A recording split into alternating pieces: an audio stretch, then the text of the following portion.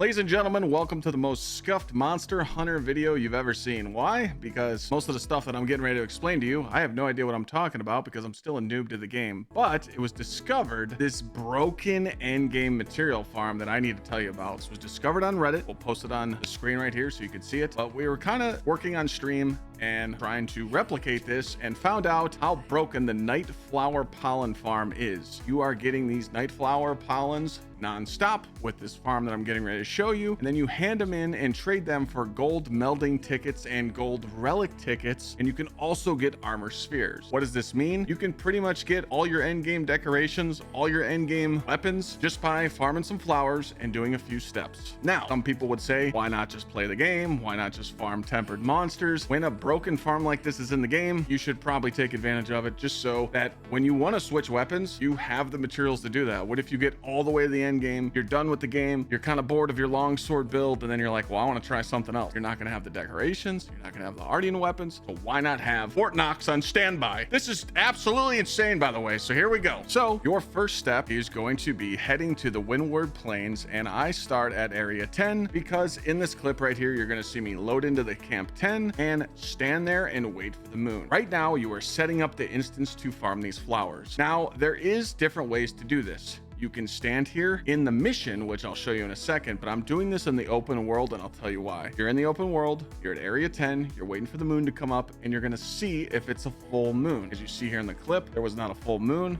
so I had to keep going. I could go rest in my tent, or you could close your game and reopen it and try and load it with the full moon. Right now, I'm in an instance where it hasn't gone away. Usually you can do this farm for about an hour and then the flower stops spawning. But for some reason, since my game had to restart, when I loaded back in to area 10, there was a full moon and I started the hunt and it hasn't gone away. I mean, this instance has been open for like 2 hours and for some reason the flower's not going away. So I just want to point out, you can either rest and wait for the full moon or close your game and open it up and get the full moon there. Now, if you're like, Clyde, I don't want to do that. I just want to guess. You can also start the hunt. So the hunt you're looking for is a Leviathan's Temper. This one is HR 21 or higher. And when you start this, you can start at 10 as well. Now you're probably wondering how you get the Leviathan's Temper hunt. Well, it's pretty simple. Roll the fake credits, be HR 20, it's around that. It's a side quest in the Kanufa village. It's one of the first ranked on hard missions you get. So what we're going to do is we're going to load in to the level 10 quest, because remember, I already have the instance. I have a full moon instance. Now, if you're like me and you're kind of like, well, why not just load into this mission like so? You can stand here and you can just wait for it to change to nighttime. This is the most important part of the step for this farm. It needs to be on plenty. As you see up there in the corner, it says plenty. And it says it's the evening. With me being in here, in the first minute of being in the mission, it's going to switch to nighttime and the flower is going to spawn right here. If this flower does not spawn, you need to rest and load the mission again. So this strat is just for people that don't want to go sit and wait for the full moon. You're just loading in, guessing, resting, restarting. Me personally, I think you should do the moon strat. You should wait for it to be the full moon and then start the hunt. That way you're like in the instance and it's safe. As you see right now, it is nighttime and it's on plenty and the blossom is there. So what I'm gonna do is I'm just gonna go pick up the flower. So this is your first flower. And remember, level 10, your area 10 camp might get destroyed. So just be prepared for that. Now you need to have the area 3 camp. If you don't have area 3 tent to travel to, you could use 4, but it's the same way. Remember, you're just going to the flower, which is right here. So if you're just like, Clyde, I don't have these camps, I can't get to that flower. Sure, you can just set a waypoint and go. But for purposes, I'm just going to go to the tent now. As you get here, you're gonna get ready to do Spider-Man. You're gonna go up this wall, sprint, jump, good to go.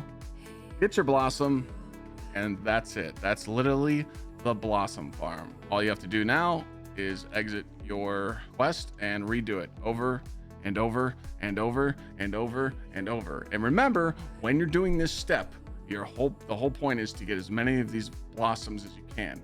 If it turns to nighttime in your instance and that flower does not spawn, you have to reset your instance and find the full moon again. Now, the next step would be to either go to the area that I'm in and find Sokka, or you could just talk to Nada and check and see what Sekka is trading. Remember, your whole point now is to hand in the night flower pollens for gold melding tickets or gold melding tickets or armor spheres.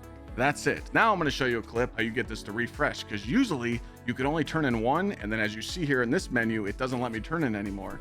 You're going to rest, select the next area. So like, you know, if you come right here and you go to rest, it's not going to let me rest in this area, but you know what I mean? Like, you're going to hit rest and you're going to choose the next time zone pretty much. And then when you come out, you'll be able to interact again with Nada, and you'll be able to trade again and just spam these flowers, like spam all them flowers so you can get unlimited golds. Now, you might not see them pop up all the time. You might go to trade with Sekka and there's no night flower pollens for gold tickets or golden relics. That's okay. Just go rest again and reset it. So now, if you look at the top, you see those green currency and you're like, well, Clyde, every time you rest, it costs. Well, you might run out of points, because like me, I'm gonna farm, I don't know, 100 of these blossoms and turn them all in and rest a lot because I want the juicy magoosey materials. So if you're running low on these materials, I'm gonna show you how to easily farm for them. So what we're gonna be doing is you're gonna be coming to the Scarlet Forest and you're gonna be coming to the underground lake. Now, when you're at this lake, you're gonna see a lot of fish. Right now, we're gonna pull out that fishing net and we're gonna just try and catch them. As you see, he just swam away. He wasn't really feeling it, but yeah, you just come here and you're going to catch some fish, and every fish you catch, you will get points for. This is going to be an easy strat for you. Let's see if we can get this far fish out of there. Wham. Oh. Got him. No, it didn't give it to me.